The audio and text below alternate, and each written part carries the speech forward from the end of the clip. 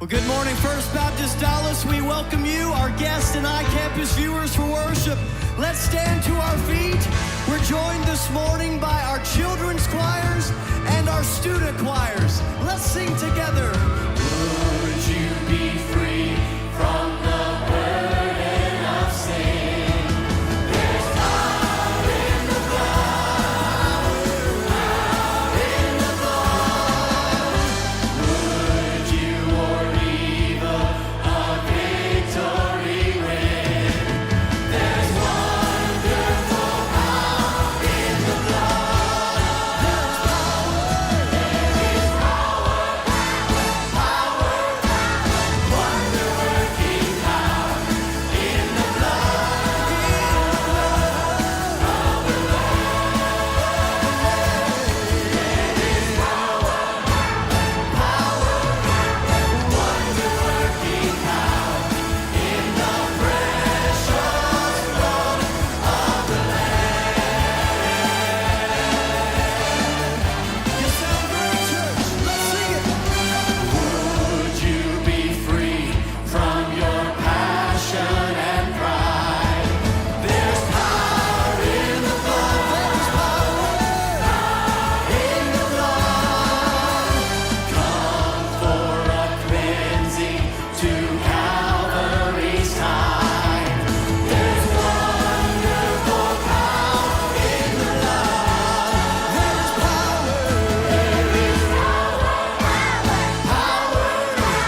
wonder-working power in the blood of the Lamb. There's power,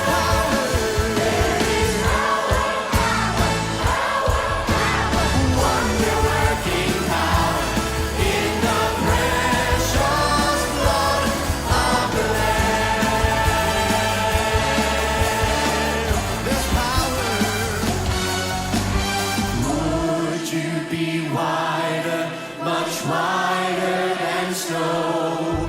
There's power in the blood, power in the blood. Sin stains are lost in its life-giving flow.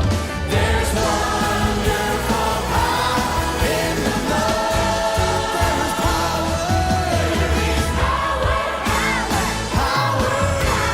wonder-working power in the blood of the Lamb. There's power, wonder-working power in the precious blood of the Lamb. We know there is power in the blood. Every voice, there is power. There is power, wonder-working power in the blood of the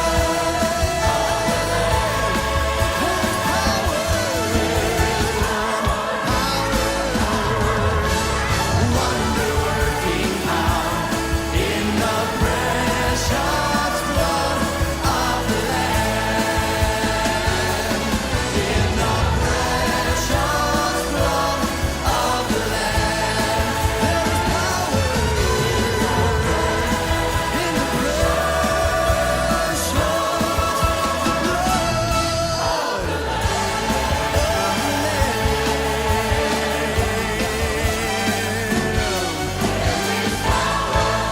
wonder-working power in the blood.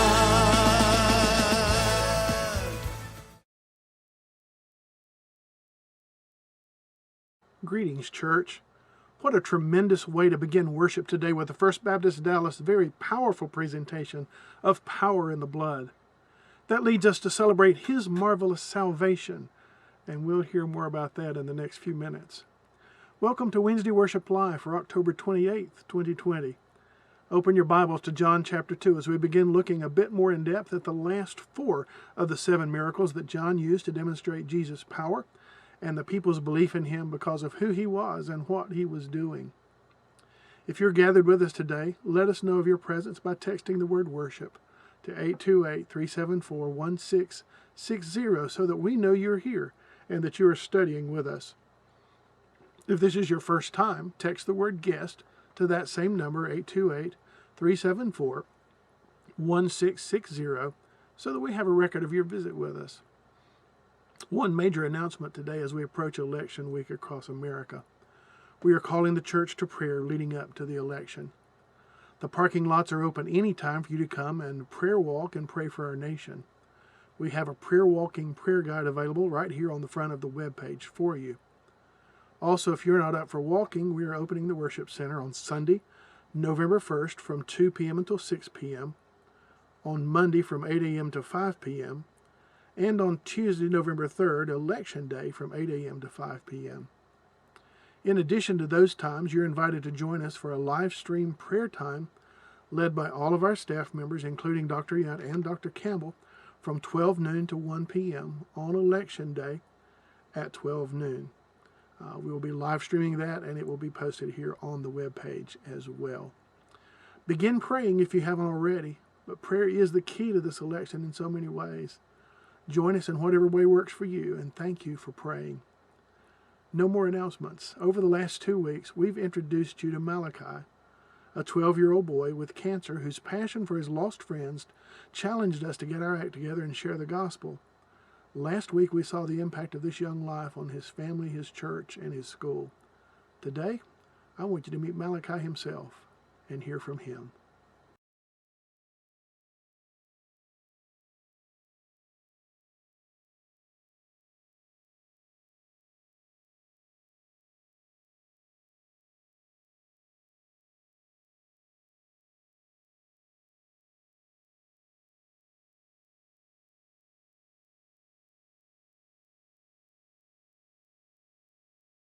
Hi, I'm Malachi Russell.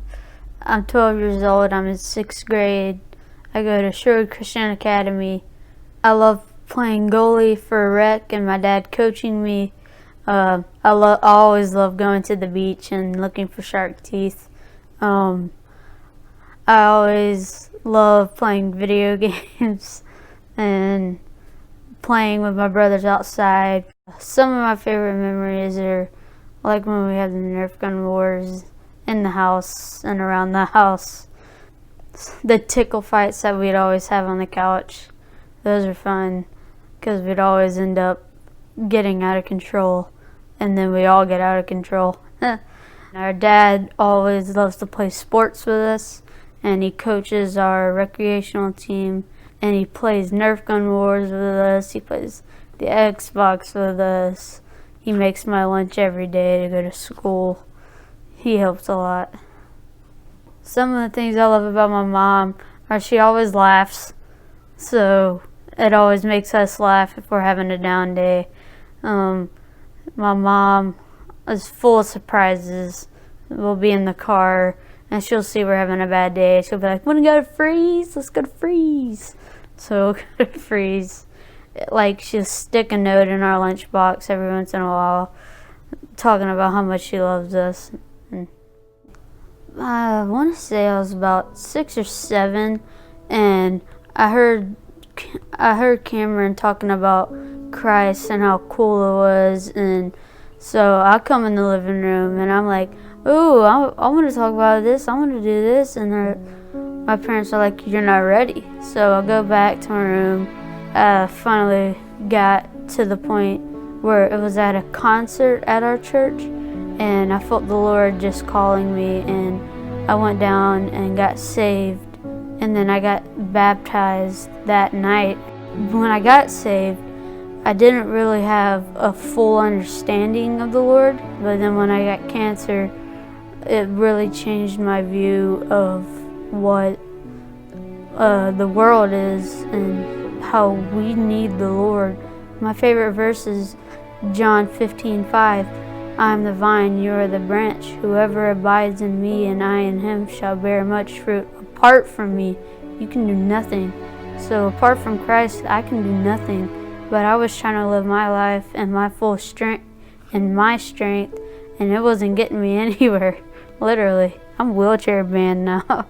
But the Lord has really helped me get through this and fight through this with a good attitude, and the Lord is never going to leave you or forsake you. He's got your side, so don't give up on him. The Lord knows your every breath. He knows your first breath and he knows your last breath. Just trust in the Lord. He has me in this situation for a reason and a purpose, and I'm going to do whatever I can to help fulfill this or do what the Lord wants me to do. The reason I have hope in Christ is because I have a relationship with Christ and I'm permanently saved, which means I have asked the Lord to come into my life to help me live like the Lord, because I'm a sinner and without the Lord I can't do anything. So I have asked the Lord to forgive me for my sins, and I believe that He died on the cross for my sins, and that 3 days later He rose from the grave to save me from going to hell. So I have a chance to go to heaven, and I have a hope and a future. As Jeremiah says, I have plans to prosper you, not to harm you, plans to give you hope and a future. So I know there's a future for me. I just have to wait for the Lord to give it to me. So I'm having a good attitude through this because I know there is a future, and I know that I could die, but I know if I do die, it's for the glory of God, and that was His plan for my life. I don't want to live my life on earth just waiting to die. I want to actually spread the gospel with other people so that when they die, that they don't go to hell and suffer the rest of their life like they're doing on earth, but even worse. But I know that when I die, I'm going to be in heaven with a new body, with everything new. I'm going to have all my strength. I'm going to be running around in heaven. And I won't have my sinful body. And I know that when I die, I'm going to be face to face with the one who created me and gave me a purpose on this earth. And I'm going to be on my legs, walking and running and enjoying heaven.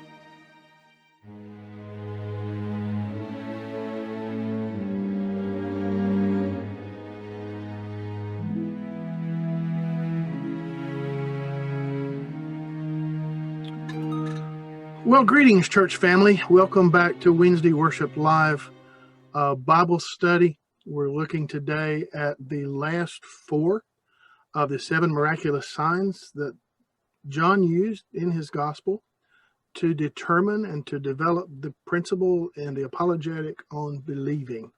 So we're going to review those, the first 3 just briefly, and then jump into number 4 and see how far we get today. So Pastor Ed and I are on a little bit different screens here today. Maybe you can see us better. Maybe that's not a good thing. But let me see if I can share this screen with you, and let's review quickly. And you see, of course, we're talking about the 7 miraculous signs in the gospel. Here's the chart we're still using. So if you had that from a couple weeks ago, you didn't have to print out new notes for this week. We have done the first 3 of those, and you should have notes on those now. We'll start today in just a few minutes with the feeding of the 5,000, plus just a quick review with the water into wine, John chapter 2, and the miracle there, and how did belief happen. I jumped the screen, didn't I? There it is. The water into wine, the end of the passage says, and his disciples believed. So you see disciples believe in number 1. Then you jump to number 2, the healing of the nobleman's son. And the wrap up of that passage, the summary of that passage, it says, and he himself and his whole household believed. So in the first one, the disciples believed as a result of Jesus turning the water into wine. The nobleman's son was healed. The nobleman observed this, His household observed this, and if you'll recall, Jesus didn't come. He just spoke. And when he spoke, the servants say, okay, the son was healed. And so when they met on the road and had that conversation, the man believed, and then it says he and his whole household believed. So we see that second development of belief. And then the third one is the healing of the infirm man. And he believed because he obeyed. When Jesus said, take up your pallet and walk, he did that. So you see evidence of belief in his action. And you'll recall in talking about believing that we've talked about, it is always a verb in the Gospel of John. There's no noun, sit back and observe anything. It's doing something. So here's your definition in true picture. He believed because he actually did what Jesus told him to do. So he believed, so he obeyed. Okay, so we're ready to look at number 4, the feeding of the 5,000. I'm going to turn it over to Pastor Ed here, and let's jump in to today's passages. Well, this is this is the 4th of the 7 miracles that we're going to be looking at, and the feeding of the 5,000. So number 4 and number 5, the next one they're going to be looking at. These are the only 2 in the book of John that you can find in the other Gospels. And so when I was reading these 2, I kind of compared them and picked up a few more details that you're not going to see in the book of John. But this is a super familiar miracle that we've probably all heard, oh gosh, hundreds of times would be my guess. Mm-hmm. I wish, just like all the other ones, I wish we had a lot more time to kind of walk through these, because there's a lot of really good stuff in here. But you know the story. Jesus and his disciples are, Jesus is out teaching and his disciples are following along with him. And all these people show up, and they come from several different places, but they all show up, and they're there for a couple of reasons. Some of them want to hear what Jesus has to say. Some of them really believe that there's something special about Jesus. Some of them are just curious because they're hearing things and they want to see him do signs. And so, they're following him for a couple of different reasons, but they, Jesus finishes his time of teaching, and the disciples look at him and they say, Jesus, it's getting kind of late. We need to send all these people home. And the Bible even says it's kind of getting close to evening. And Jesus says, no, we're gonna keep them here, and we're gonna feed them. And so I think it's really kind of neat, because you see Jesus's compassion, whereas I would have wanted to send them on their way, Jesus keeps them there, and he performs this incredible miracle. And one of the things that I find interesting is he asks Philip, how are we going to do this? Oh. Philip says, essentially, he says we can't. But I find it interesting that he asks him, because he already knows the answer before he asks. He's just, it even says he's testing Philip. But he takes the 5 loaves and the 2 fish, and he breaks it. And I think this is one of the parallels I see in this miracle with the water and the wine, is what Jesus does with what he has ends up being better than the initial, the initial circumstance. And so he takes this and he breaks this bread and the fish and passes it out. And the Bible says that because Philip or Andrew said, or Philip said, if we had 200 denarii, which is the equivalent of about 8 months worth of pay, if we had 200 denarii, we wouldn't have enough to give everybody even just a little bit. Jesus, when he's done with his miracle, everybody has enough to be full, completely satisfied, and then there's a lot left over. So the disciples pick up what's left. Enough to fill 12 big baskets full. Yeah. Why do you think he was testing Philip? Well, in the very first miracle, we see that it says that the disciples believed, and so I think that obviously Jesus knows where Philip is, what Philip believes, and what Philip knows. So Jesus knows that kind of stuff. I think that he's. It's just like when he tests us. He knows where we are. God knows where we are. But a lot of times it's to help us realize and to see, and maybe Philip, the answer that Philip gave him, then when he came back and he saw what Jesus did, I believe probably a realization set in that, man, I still got a long way to go. This guy's a lot more than I even realized. Yeah. Um, Well, Philip answered from an earthly perspective, from a practical perspective. yeah, This is what's possible in the earthly realm. that's right. Jesus is thinking this is what's possible in the heavenly realm. That's exactly right. Yeah. So he challenges Philip to think beyond earthly, and think with faith, Mm-hmm. think with active belief. Yeah. Yeah. I think you're right. I know, like, there've been times in my life where I've probably answered very similarly, and then you look back on and I'm thinking, Oh, yeah. man, my mind was just way too small for what God had in store. Oh, yeah. And kind of following along with the verses that I had it highlighted, and I don't know where it is now, and I don't want to spend a whole lot of time looking for it. But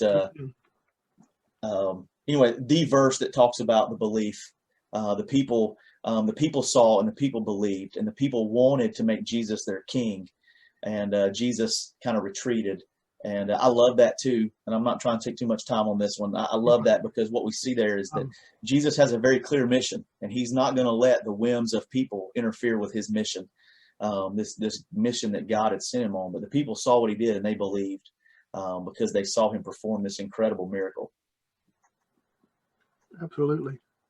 And the summary statement there in verse 14, when they had seen the sign that Jesus did, said, "This is truly the prophet who has come into the world." So because they saw, they believed. That's right. Now the disciples believed because they participated in the handing out of and collecting back of those extra 12 baskets full. But they recognize who Jesus is. Yeah. In the midst of this. So that's where the belief comes in. Any other perspective there, Pastor Ed? I'm going to have to stop, or I'm just going to keep on going. Okay. Yes, I understand. Well, let's go from feeding the 5,000 to walking on water in the next part of chapter 6, actually.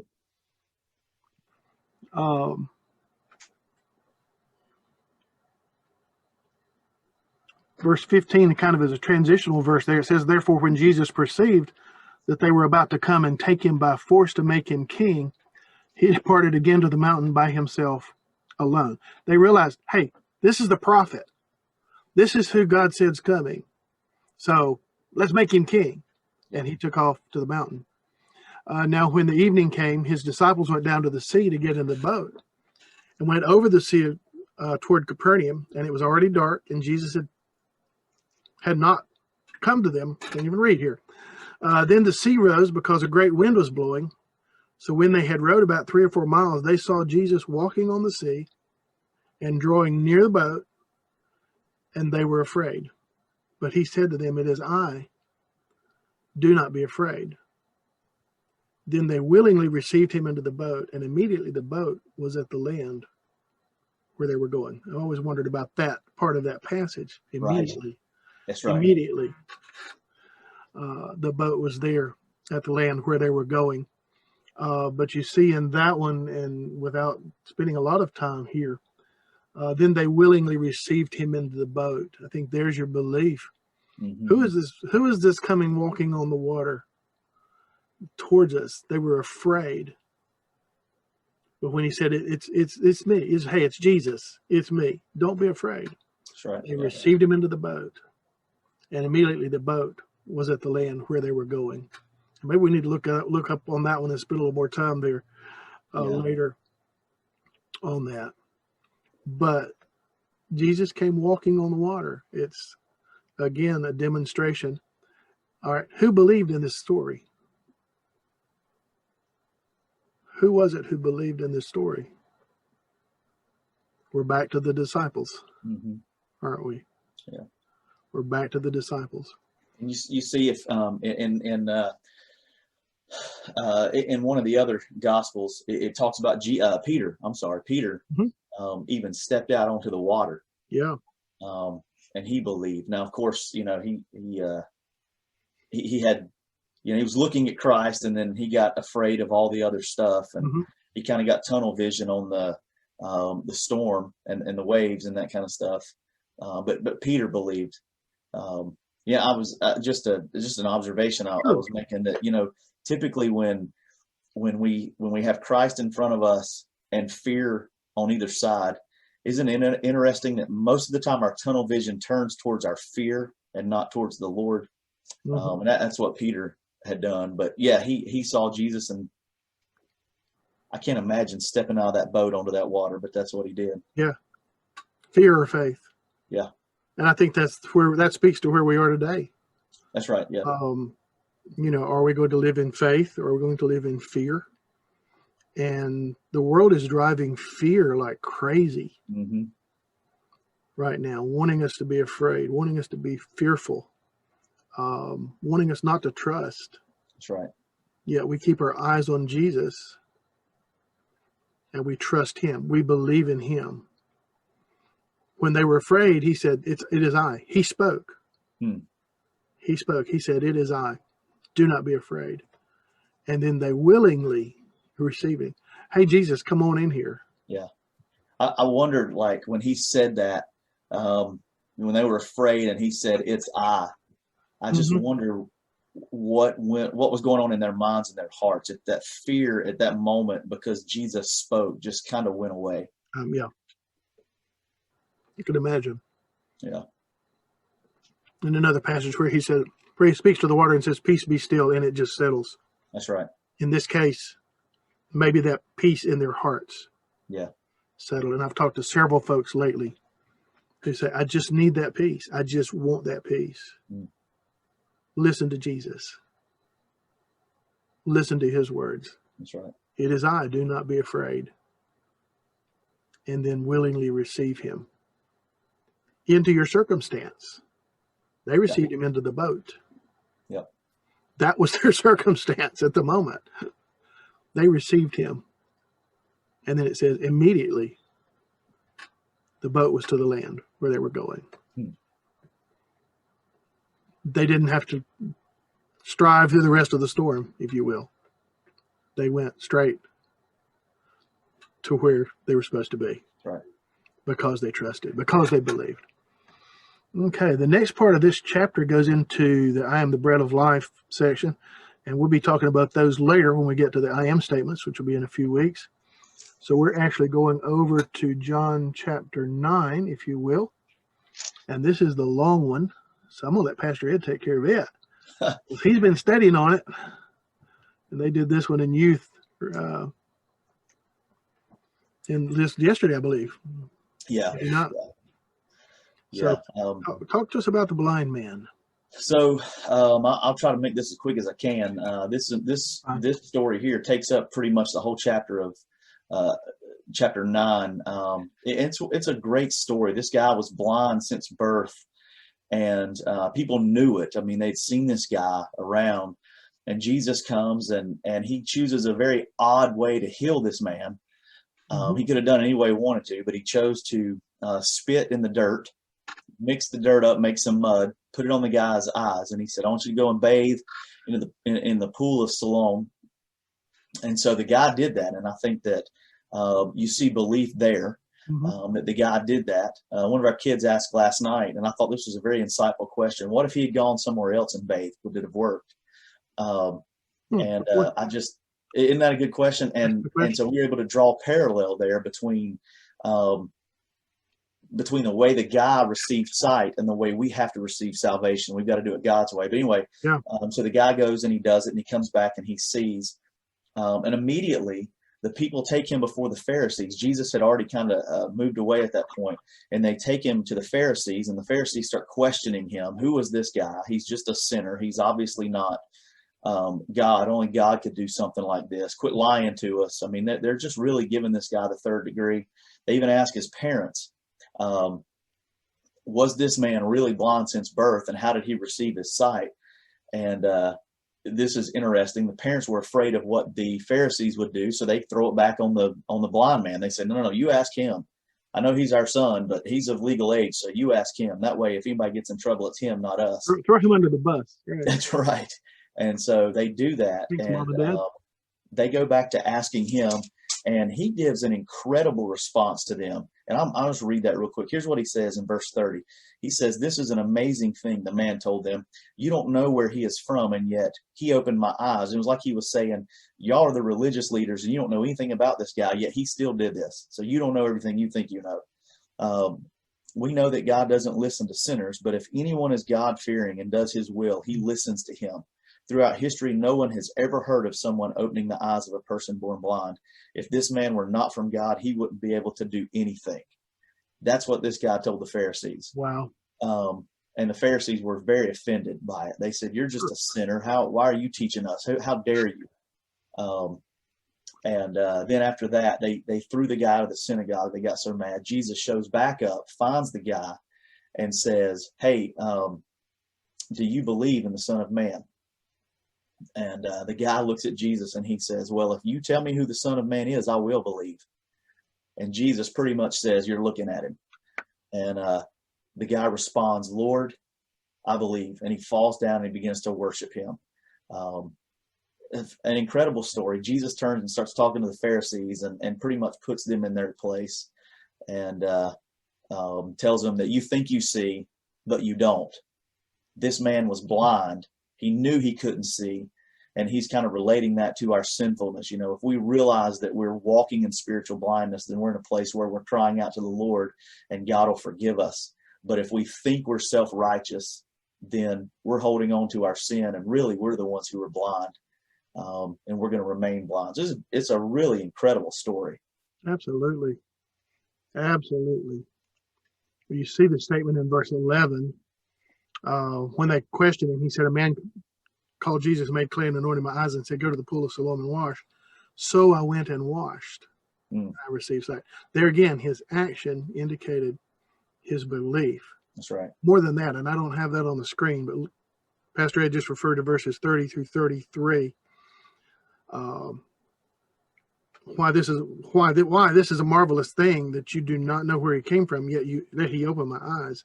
Look at the faith in that. That's right. To stand against the Pharisees, to stand against the religious leaders, and to proclaim what Jesus did. Now that's an active faith. That is an active believing, because he was willing to take a stand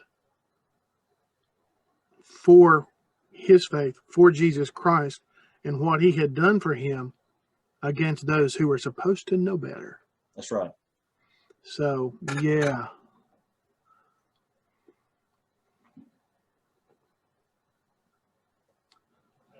What a great story. Anything else there, Pastor Ed?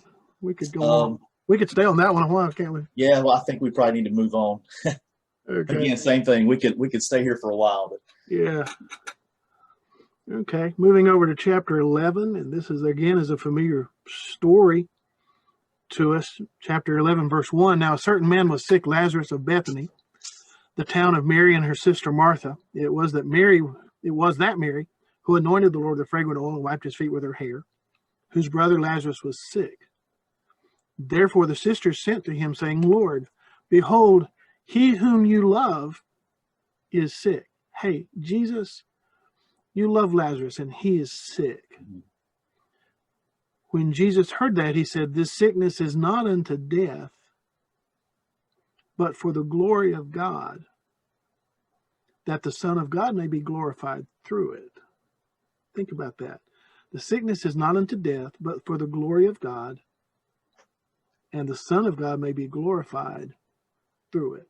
Mary and Martha saw their brother as sick.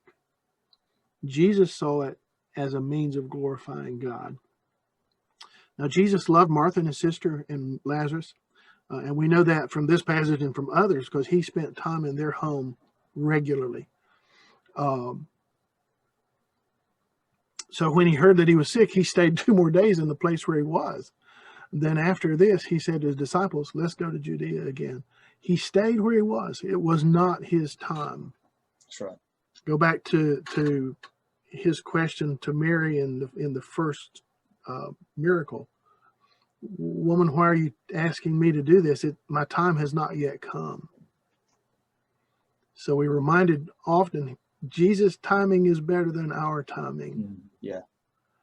We want it done today. We want it done right now. We live in an instant society. Stick it in the microwave and have it in 30 seconds, and that takes too long. You know, we plug the Keurig in and make a cup of coffee because it's faster than making a pot of coffee. And, you know, and that's too long. We have to wait on it to heat, you know. Yep. We live in an instant society. Yet Jesus said, it's not time yet. Hang in here. Wait with me. He stayed 2 more days. Then he said to his disciples in verse 7, let's go to Judea. And the disciples said to him, Rabbi, lately the Jews sought to stone you. Are you going there again? And Jesus said, are there not 12 hours in the day? If anyone walks in the day, he does not stumble because he sees the light of this world. But if one walks in the night, he stumbles because the light is not in him. These things he said, and after that he said to them, our friend Lazarus sleeps, but I go that I may wake him up. Are there not 12 hours in a day? If anyone walks in the day, he does not stumble because he sees who? The light of the world. That's right. But if he walks in the night, if he walks in the darkness, he stumbles because there is no light. So he's going back to Judea because Mary and Martha and Lazarus need him. He's not really worried at this point about the Jews. He's going to take care of Lazarus. Then his disciples said, Lord, if he sleeps, he will get well. However, Jesus was talking about his death. Yeah. But they thought he was talking about him just taking a rest and sleep. Then Jesus said to them plainly, Lazarus is, sometimes we don't get it, right? Yeah. Jesus said, look at, Lazarus is dead. And I'm glad for your sakes that I was not there. Why? Oh, look at this. Underline this in your Bible. That you may believe. That's right. They're still working on that earthly plane. He's sleeping. He'll wake up. He'll be fine. Jesus said, no, wait a minute. Lazarus is dead. And I'm glad he is, and glad I wasn't there to wake him up, to heal him beforehand, because now you may believe. Nevertheless, let's go to him. Then Thomas, who is the twin, said to his fellow disciples, let's all go, that we may die with him. Okay, Jesus is going back to Jerusalem. He's going to get killed. We might as well all go, right? So when Jesus came, he found that he had already been in the tomb. Lazarus had been in the tomb for 4 days. Now Bethany was near Jerusalem, about 2 miles away, and many of the Jews had joined the women around Mary and Martha to comfort them concerning their brother. Now Martha, as soon as she heard that Jesus was coming, went and met him, but Mary was sitting in the house. Now I love Martha's personality here. She's the go-getter. She's the get-it-done person. Martha said to Jesus, Lord, if you had been here, my brother would not have died. Now there's a faith in that. There is a faith in that. Lord, if you had been here, he would not have died. But even now, I know that whatever you ask of God, God will give you. So Jesus said to her, your brother will rise again. And Martha said, I know he will rise again in the resurrection at the last day. There again, she's still thinking on that earthly plane. I know when the last day comes. I know we've been taught that he will rise again in that last day. And Jesus said to her, no, I am the resurrection and the life. He who believes in me, though he may die, he shall live. And whoever lives and believes in me shall never die. Do you believe this? And Martha said to him, yes, Lord, I believe that you are the Christ, the Son of God, who has come into the world. What a statement of faith. Yeah. What a statement of faith. Yes, Lord, I believe that you are the Christ, the Son of God, who has come into the world. She's already said, Lord, if you had been here, he would not have died. Yes, I believe you're the Christ, the Son of God, who has come into the world. And when she had said these things, she went her way and secretly called Mary, her sister, saying, the teacher has come and is calling for you. As soon as she heard that, she arose quickly and came to him. Now, Jesus had not yet come into the town, but he was in the place where Martha met him. Then the Jews who were with her in the house and comforting her, when they saw that Mary rose up quickly and went out, they followed her, saying, she's going to the tomb to weep there. I think we can see here probably Again, the difference in the two personalities. Mary was grieving, sobbing, crying, hurting. Martha was grieving, but she was more angry, more frustrated, more intense, more reactive. Jesus, if you had been here. Mary's just crying at this point. But then when Martha comes and says, hey, Mary, Jesus is calling for you. Verse 32, when Mary came to where Jesus was and saw him, she fell down at his feet, and she said basically the same thing that Martha had said, Lord, if you had been here, my brother would not have died. Therefore, when Jesus saw her weeping, and the Jews who came with her weeping, he groaned in the spirit and was troubled. And he said, where have you laid him? They said to Jesus, Lord, come and see. And of course, we know this is the shortest verse in the Bible, but look at what it says. Look at how powerful it is. Jesus wept. He saw her weeping. He saw Martha weeping. He saw the Jews who came with her weeping. It says he groaned in the spirit and was troubled. And so he asked, where have you laid him? And she said, Lord, come and see. So as they walked together to the tomb, Jesus wept with them. Then the Jews said, see how he loved Lazarus. And some of them said, could not this man who opened the eyes of the blind also have kept this man from dying? See, they're still not to the point of what's about to happen. That's right. Yeah. He could have done this had he been here earlier. Then Jesus, again groaning in himself, came to the tomb. It was a cave, and the stone lay around it, against it. And Jesus said, take away the stone. Martha, the sister of him who was dead, said to him, Lord, by this time there's such a stench, for he's been dead 4 days. Jesus said, did I not say to you that if you would believe, you would see the glory of God? Yeah. Martha, pay attention. Did I not say to you that if you would believe, you'd see the glory of God? Then they took away the stone from the place where the dead man was lying, and Jesus lifted up his eyes and said, Father, I thank you that you have heard me, and I know that you always hear me. But because of the people who are standing by, I said this, that they may believe that you sent me. Right. Now when he had said these things, he cried with a loud voice, Lazarus, come forth. And he who had died came out, bound hand and foot with grave clothes, and his face was wrapped with a cloth. And Jesus said to him, loose him and let him go. So we see belief all through that passage. Right.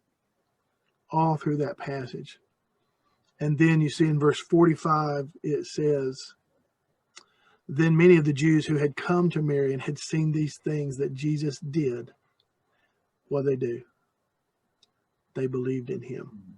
So these people standing around that tomb, Mary and Martha included, I can imagine Lazarus feeling at that moment. But these people saw what Jesus did. They'd seen water turn to wine. They'd seen healing the blind man. They'd seen 5,000 plus fed. They'd seen all of this. They had not seen a dead man raised. That's right.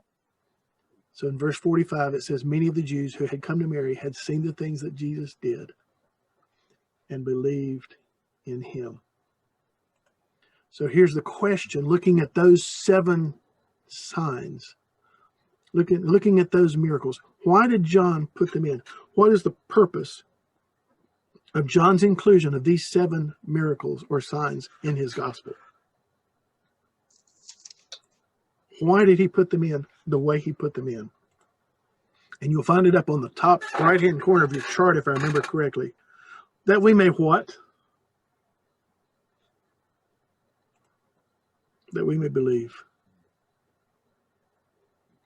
John has built a powerful apologetic in these 7 stories, in these 7 pictures of what Jesus did.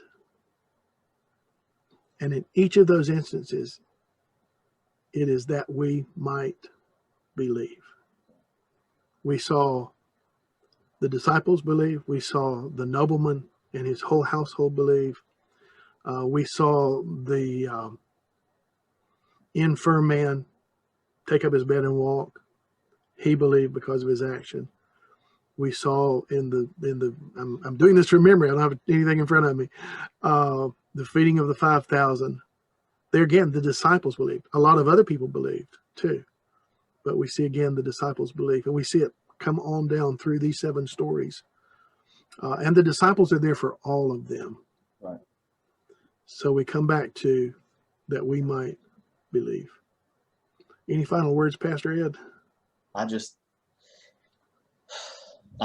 mean, 20:31 again, 30 and 31 is it. Jesus performed many other signs in the presence of his disciples that are not written in this book, but these are written so that you may believe that Jesus is the Messiah, Absolutely. the Son of God, and that by believing you may have life in his name. I've been telling our teenagers over and over and over again, and it's not just in the book of John. This translates into our lives as well. All the things that Christ does in our lives are for our benefit, but the greater purpose is that they're for the glory of God, so that people will see and believe. Absolutely. Absolutely. Well, folks, there you have it. It's been a little longer session today. We wanted to finish these up and kind of wrap it up. If you have questions, if you have comments, observations, anything you want to dialogue with us about, let me unshare the screen so we can. You might want to see that better than us. But woodlawnconover@gmail.com. Send us your notes, observations, and we'll talk more about those week by week. Thank you for joining us today. We appreciate you being here. Pastor Ed, thank you for joining us as well. God bless you. You have a great week as you look in the book. That's right. I just see Jesus.